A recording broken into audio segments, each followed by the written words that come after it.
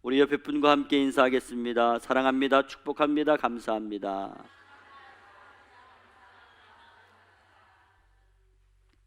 오늘 말씀의 제목은 하늘에 계신 너희 아버지께서, 시작. 하늘에 계신 너희 아버지께서. 인생이라는 것은 마치 사막에서 어디로 가야 할지 몰라 방황하는 존재와 같습니다. 오늘날 대부분의 사람들이 자신이 누구인지 모르고 어디에서 왔으며 무엇을 해야 되며 어떻게 살아야 되며 어디로 가야 될지 모르고 방황하는 사람이 많이 있습니다. 뿐만 아니라 인생의 목적과 가치가 무엇이며 죽음 저 너머에 무엇이 있는지 알지 못하고 살아가는 사람이 많이 있습니다. 나는 누구인가? 나는 누구인가? 이 질문은 태고 때부터 오늘날까지 계속 물어오는 질문입니다. 이 질문에 대한 완전한 해답은 과학에서도 찾을 수 없습니다. 철학에서도 찾을 수 없습니다. 오직 인간을 창조하신 하나님 안에서만 찾을 수 있습니다. 그러므로 그리스도인은 예수님을 믿는 자신이 어떤 존재인가를 분명히 알아야 되는 것입니다. 왜냐하면 변화된 자신의 모습을 제대로 발견하지 못하면 찬송을 부르고 기도를 하고 신앙생활을 한다는 것이 무의미하게 느껴질 수밖에 없습니다. 그리고 진정한 그리스도인으로서의 승리를 맛볼 수 없는 것입니다. 그러므로 로마서 3장 22절에 곧 예수 그리스도를 믿음으로 말미암아 모든 믿는 자에게 미치는 하나님의 의인이 차별이 없느니라 말씀하셨습니다. 자신이 의인이라고 하는 사실을 확실하게 알게 될 때에 우리는 성공적인 진정한 그리스도인의 승리를 맛보게 되는 것입니다. 자신이 의인이라는 것을 확실히 알게 될 때에 엘리야 선지자 같은 능력 있는 기도를 할 수 있는 것입니다. 또한 자신이 의인이라는 사실을 확실히 알게 될 때에 어두운 감옥 속에 갇혀있던 사도 바울과 실라처럼 능력 있는 찬송을 부를 수가 있는 것입니다. 그러므로 진정한 그리스도인의 삶을 발견하고 삶의 목표와 가치를 분명하게 인식하며 그리스도인의 정체성을 회복할 때에 비로소 새롭게 변화된 그리스도인의 참모습을 나타내며 살아갈 수가 있는 것입니다.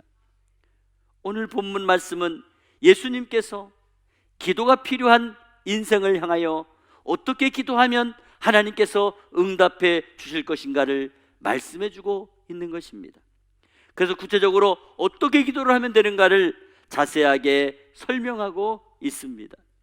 특별히 우리가 기도를 하되 먼저 기도의 대상이 누구인가를 확실하게 가르쳐 주시면서 자식이 아버지를 향하여 원하는 것을 구할 때 아무리 악한 아버지라도 아무리 악한 자식이라도 좋은 것을 줄 알거든 하물며 하늘에 계신 너희 아버지께서 더 좋은 것으로 주시지 않겠느냐고 하는 비교법을 사용해서 기도에 대해서 설명해 주고 계신 것입니다.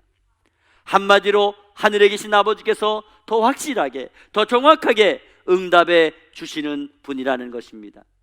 그러므로 기도하는 성도의 자세가 얼마나 중요한가를 말씀해 주고 있습니다. 그렇다면 오늘 예수님께서는 저와 여러분에게 어떻게 기도하라고 가르쳐 주고 계십니까? 첫째로 하늘에 계신 아버지께서 입으로 구하라고 하셨습니다. 오늘 보면 7절 서두에 구하라 그리하면 주실 것이요 하는 말씀이 있습니다. 그리고 8절에 구하는 이마다 받을 것이요 라고 말씀하고 있습니다. 여기 보면 입으로 구하게 되면 그 결과가 주실 것이며 받을 것이라고 말씀하고 있습니다. 즉 주실 것과 받을 것은 입으로 구할 때에만 가능하다는 것을 말씀해 주고 있는 것입니다. 솔직하게 말씀을 드리면 많은 사람들이 기대하는 것이 많이 있지만 바라는 것이 많이 있지만 스스로 말을 하지 못해서 얻지 못하고 살아가는 사람이 이외로 많이 있습니다. 저희 집만 해도 넉넉한 살림은 아닙니다. 그런데 두 자녀를 키우면서 없는 가운데에도 부모의 심정은 뭐예요? 잘해주고 싶은 거예요. 조금이라도 더 잘해주고 싶은 그 심정이 굴뚝 같습니다. 그리고 될 수 있으면 두 자녀에게 공평하게 해주고 싶고요, 또 둘이 똑같이 사랑해주고 싶습니다. 그렇지만 분명한 사실은 구하고 또 더 구하는 자녀가 더 많이 얻고 누리게 되는 것을 보게 됩니다. 솔직히 저는 아들은 아들이라서 사랑스럽고요, 딸은 딸이라서 사랑스러운 것입니다. 그런데 이상하게 더 받는 자녀가 있고 덜 받는 자녀가 있다는 겁니다. 그 이유를 알아보니까 정확합니다. 한 번이라도 더 달라고 간절하게 구하는 그 자녀가 조금이라도 더 받아가고 누리게 된다는 것입니다. 그렇습니다. 우리들은 다 똑같이 분배하고 동일하게 나누어주고자 하더라도 결국 더 많이 구하는 자녀에게 더 많이 분배가 된다는 것입니다. 이처럼 하나님 아버지께서 우리들을 사랑하십니다. 우리에게 은혜 주시기를 원하십니다. 그러나 한 번이라도 하나님 앞에 더 입으로 구할 때에, 또 구하고 또 구할 때에 하나님께서 더 많이 응답해 주신다는 것을 믿으시기 바랍니다. 그러므로 언제든지 아버지 하나님께 입으로 구하고 또 구하고 또 구하고 계속 구하고, 그래서 구하는 것을 다 받아 누리며 살아가는 저와 여러분 되시기를 간절히 바랍니다. 두 번째로, 하늘에 계신 아버지께서 행동으로 찾아야 한다고 하셨습니다. 오늘 본문 7절 중반절에 찾으라 그리하면 찾을 것이요 말씀했습니다. 그리고 8절 중반에 찾는 이는 찾아낼 것이요 이렇게 말씀했어요. 자, 여기 말씀해 보면요, 우리 인생은 반드시 찾아야 할 것이 있다는 것을 암시해 주고 있는 것입니다. 그래서 그걸 찾도록 말씀하셨습니다. 우리는 무엇이든지 다 찾으시기를 바랍니다. 우리는 찾을 것이 있는데 찾아야 찾을 수 있고, 또 찾는 사람이 찾아낸다고 말씀해 주고 있습니다. 하나님께서 우리에게 찾으라고 말씀하셨습니다. 사실 우리는 찾아야 할 것이 이외로 많이 있습니다. 오늘 성경은 찾으라고 말씀하셨으며, 그래서 찾을 것이라고 말씀했으며, 찾으면 반드시 찾아낼 것이라고 확실한 결과를 말씀해 주셨습니다.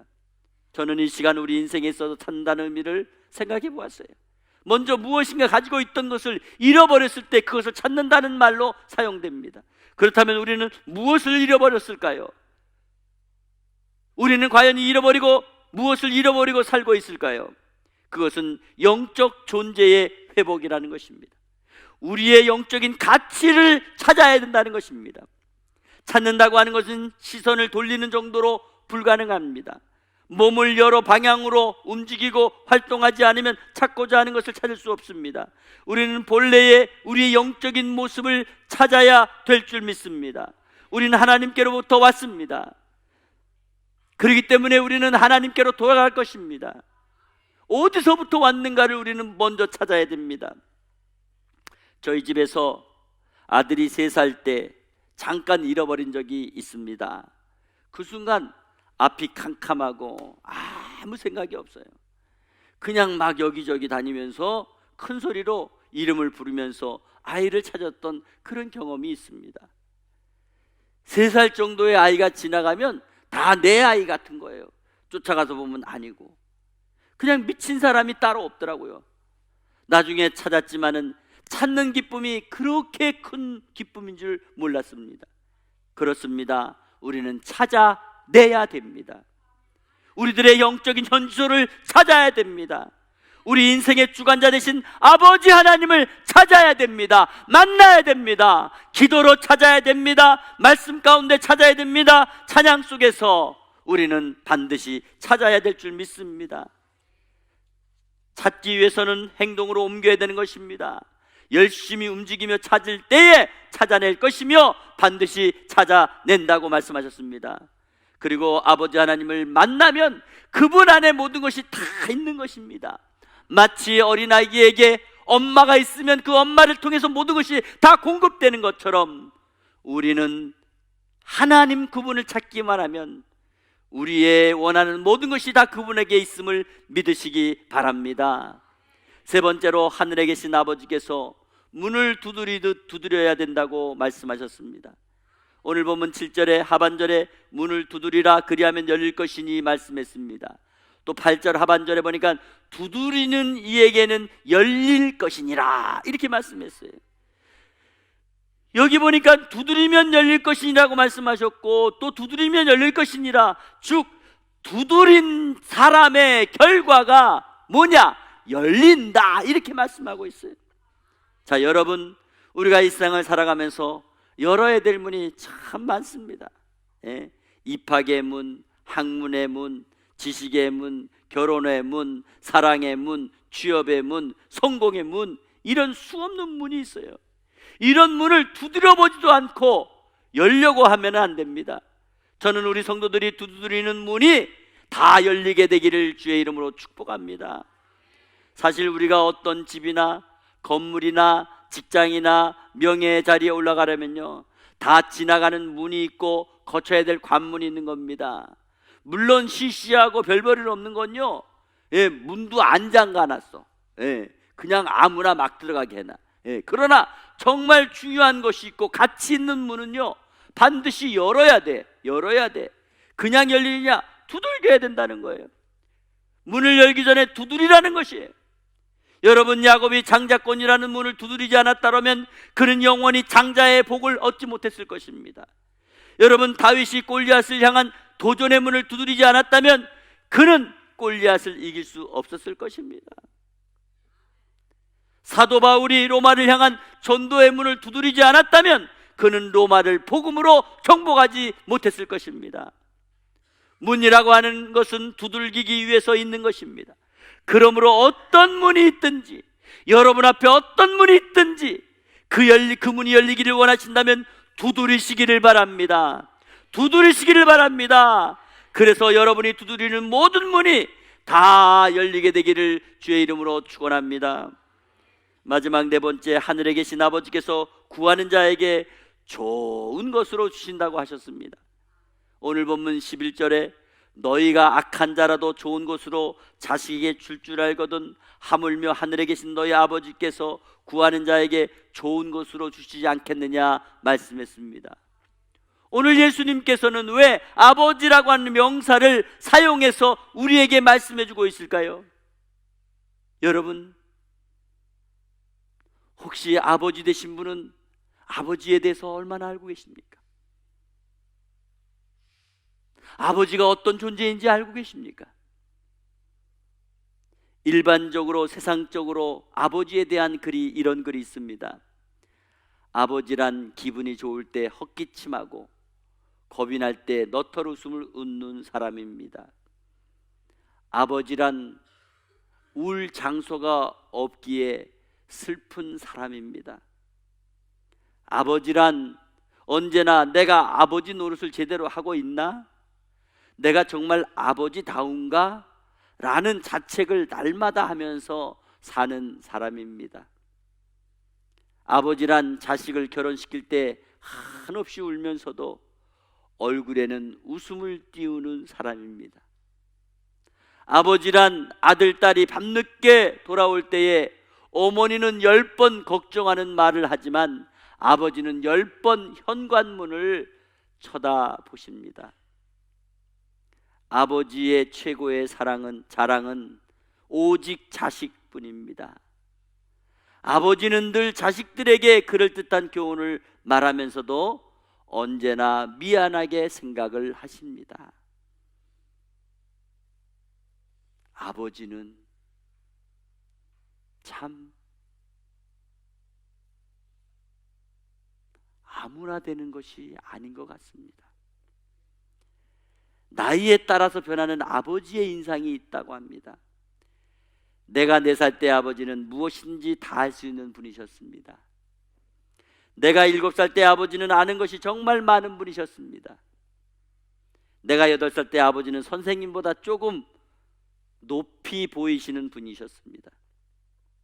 내가 12살 때 아버지는 모르는 것이 많은 분이셨습니다. 내가 14살 때 우리 아버지는 세대 차이가 나는 분이셨습니다. 내가 26살 때 아버지는 이해하지만 나는 아버지처럼 살지는 않는다고 했습니다. 내가 30살 때 아버지의 의견도 일리가 있었습니다. 내가 40살 때에 일을 결정하기 전에 가장 힘이 되신 분이 아버지십니다. 내가 50살 때 아버지는 훌륭한 분이셨습니다.